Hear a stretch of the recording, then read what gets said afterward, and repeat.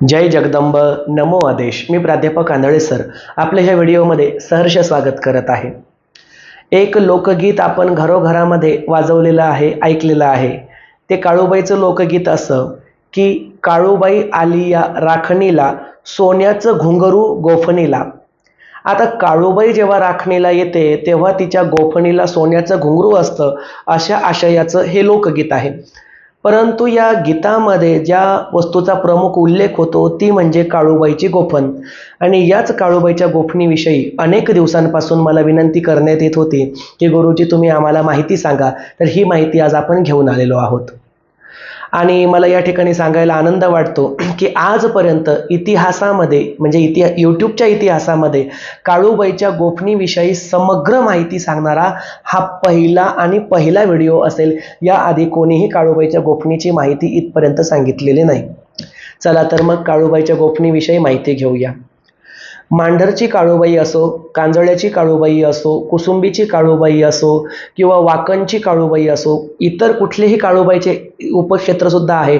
या उपक्षेत्रांवरची काळूबाई असो, या ठिकाणी काळूबाईचं प्रमुख त्या ठिकाणी एक आयुध मानण्यात येतं. आयुध म्हटल्यापेक्षा तिचा दैत्य स्वरूप असणारी वेताची काठी.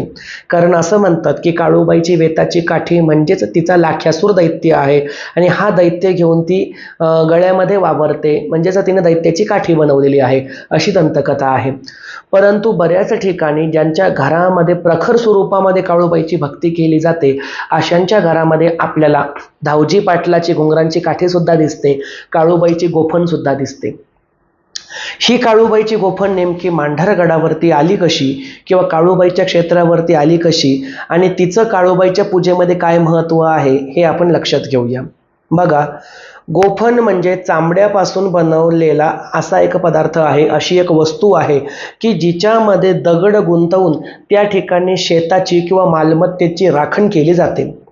म्हणजे समोरचा जो कोणी रातपाळी करणारा शेतकरी असेल, शेतकऱ्यांना तर सर्वांनाच माहिती आहे की त्या ठिकाणी गोफण कशी वापरली जाते. दगड त्या गोफणीच्या समोरच्या साच्यामध्ये घेऊन, त्या मुखामध्ये घेऊन ती गोफण गोल गोल गोल फिरवली जाते आणि जेव्हा तिचा निशाणा साधला जातो त्यावेळेला ती गोफण जोराने हवेमध्ये दगड भिरकावते आणि त्या ठिकाणी असणारे कोणी शेतीचा माल चोरी करणारे व्यक्ती असतील, त्या ठिकाणी कोणी पशु पक्षी असतील किंवा त्या ठिकाणी काही जंगली श्वापदं असतील, यांना त्या ठिकाणी घाबरवण्यासाठी, पळवण्यासाठी, दहशत दाखवण्यासाठी या गोफणीचा उपयोग असतो. मग अशी ही राखणदाराची सोबतीण म्हणून ओळखली जाणारी गोफण नेमकी काळूबाईजवळ कशी आली हा सुद्धा संशोधनाचा विषय असेल. कारण काळूबाई कोणाचंही शेत राखायला जात नाही, कोणाचंही घर राखायला जात नाही, तर ती स्वतःच्या कासव मायेने, स्वतःच्या सहृदयतेने भक्तांचं रक्षण करते. मग तिच्या पूजेमध्ये गोफणीचं स्थान ते काय? तर या ठिकाणी आज मी तुम्हाला सांगतो, गोफण ही मुळामध्ये काळूबाईची नाहीच आहे. पुन्हा सांगतो, गोफण मुळामध्ये काळूबाईची नाहीच आहे. तर ही गोफण काळूबाईच्या समोर त्या ठिकाणी गाडीवान म्हणून जो मांगीर बाबा आहे, या मांगीर बाबाची आहे.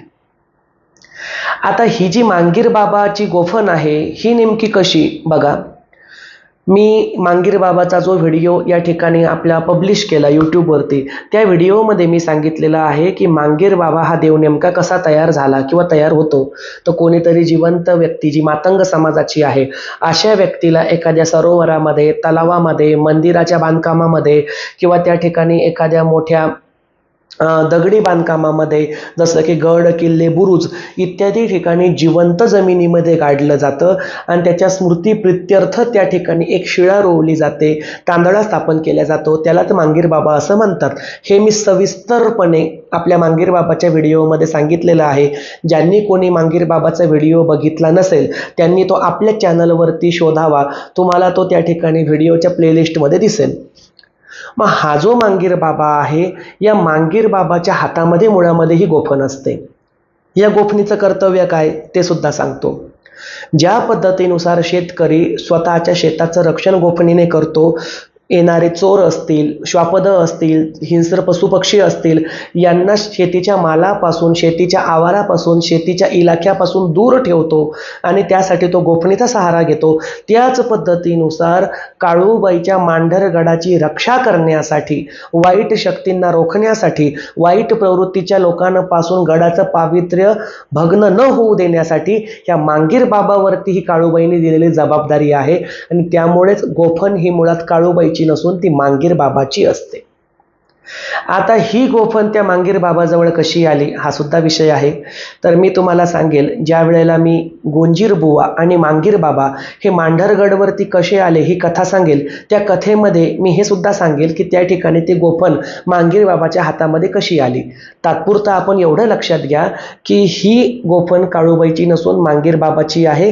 गडाचं पावित्र्याचं रक्षण करण्यासाठी, काळूबाईच्या भक्तांचं संरक्षण करण्यासाठी आणि अनिष्ट शक्ती ह्या काळूबाईच्या पवित्र मंदिरामध्ये स्पर्श करू नये, त्यांनी प्रवेश करू नये, त्यांची तिथे एंट्री होऊ नये, हे सर्व रोखण्यासाठी त्या ठिकाणी मांगीर बाबा गोफण हातामध्ये घेऊन गडाभोवती परिक्रमा मारत असतो. आणि गडाभोवती परिक्रमा मारत तो गोफणीने वाईट शक्तींना परतावून सुद्धा लावत असतो. शेतकरी जसं गोफणीमध्ये दगड धरून किंवा त्या ठिकाणी पत्थर धरून, गोटे धरून भिरकावतात, तसाच हा मांगीर बाबा वाईट जादूगारांनी केलेली काळी विद्या असेल, करणी असेल, भानामती असेल, चेटूक असेल, चेडे असतील, गोटे असतील, यांचे जे वाईट प्रयोग काळूबाईच्या भक्तावरती केलेले असतील, ही वाईट विद्या ह्या गोफणीमध्ये पकडतो आणि ती समोरच्या करणाऱ्या दुश्मनावरतीच परतावून लावतो. म्हणजे करे सो भरे, जिसकी विद्या उस पर फिरे, या म्हणीनुसार करशील तसं भरशील, हा या ठिकाणी मांगीर बाबाचा न्याय. मग मुळामध्ये इथे लक्षात घ्यावं लागेल की काळूबाईची गोफण नसून ती मांगीर बाबाची आहे. मांगीर बाबा हा काळूबाईचा त्या ठिकाणचा गण आहे, सेवक आहे आणि त्यामुळेच काळूबाईच्या नावाखाली ही मांगीर बाबाची गोफण आपण देवघरामध्ये ठेवतो, तिची पूजा करतो. परंतु ही प्रत्येकाच्याच देवघरामध्ये ठेवायला चालत नाही, हेही लक्षात घ्या. ज्याने फक्त काळूबाई घरामध्ये स्थापन केली असेल अशा भक्ताने काळूबाईची गोफण घरामध्ये ठेवू नये.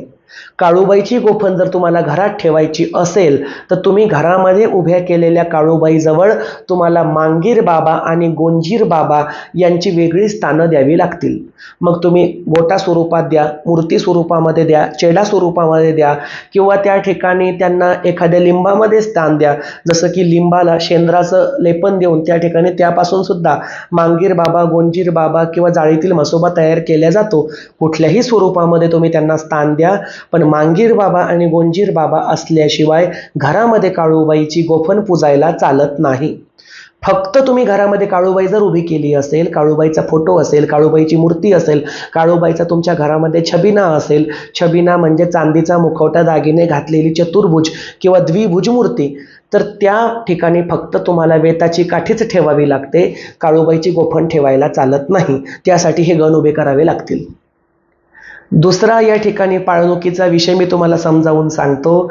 ही गोफण अस्सल चामड्यापासून बनवलेली असते, कमावलेल्या चामड्यापासून बनवलेली असते. कमावलेलं चामडं म्हणजे मृत प्राण्याचं त्या ठिकाणी जे कातडं आहे ते ओरबडून काढलं जातं.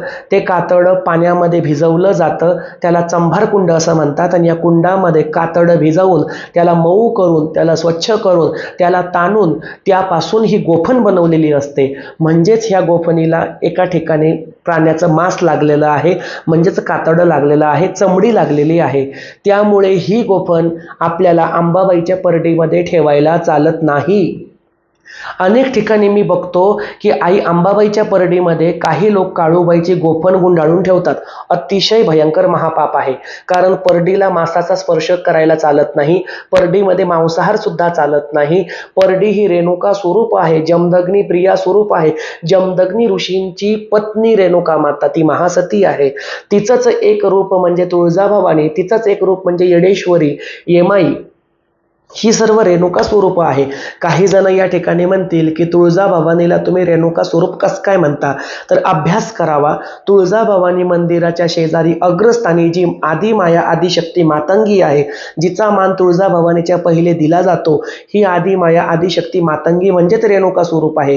त्यामुळे तुळजा आणि रेणुका ह्या साधर्म साधणाऱ्या देवता आहे. एकीमेकींना ऑप्शन असणाऱ्या देवता आहे.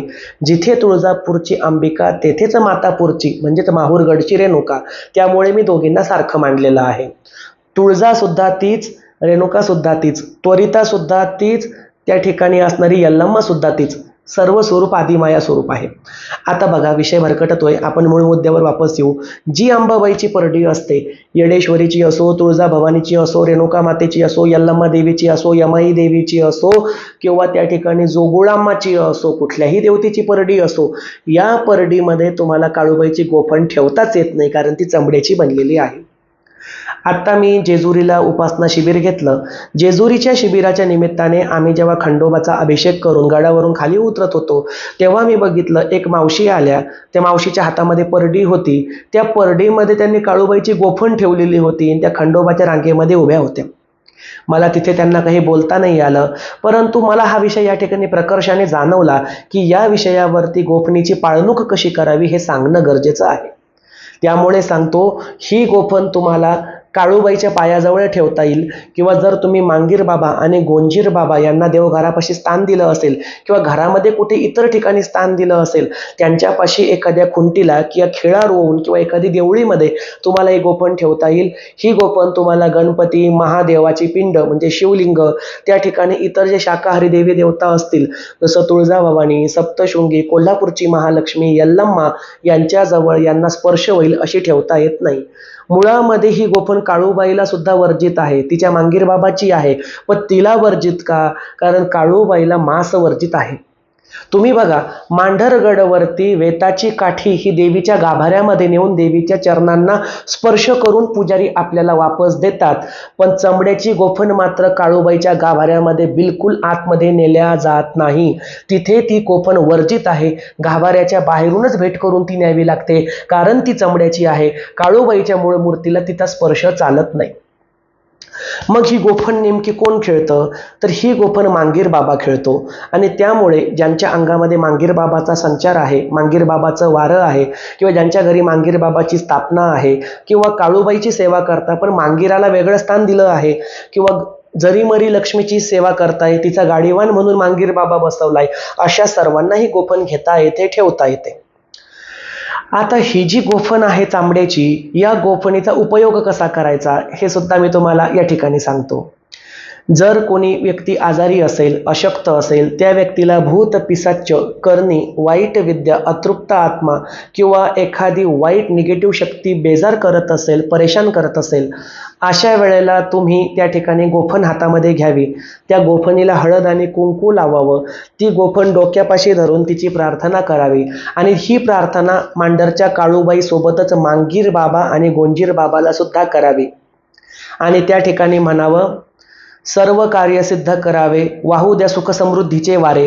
अशा पद्धतीनुसार प्रार्थना करून तुम्ही समोरचा जो कुठला पेशंट असेल, पेशंट म्हणण्यापेक्षा जो त्रासामध्ये पीडित व्यक्ती आहे, त्या पीडित व्यक्तीच्या अंगावरून ही गोफण उतरवू शकता.